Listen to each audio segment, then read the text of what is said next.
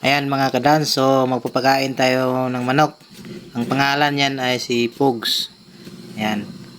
Bago natin pagkainin si Pogs mga ka-idol, so magkarira muna kaming dalawa.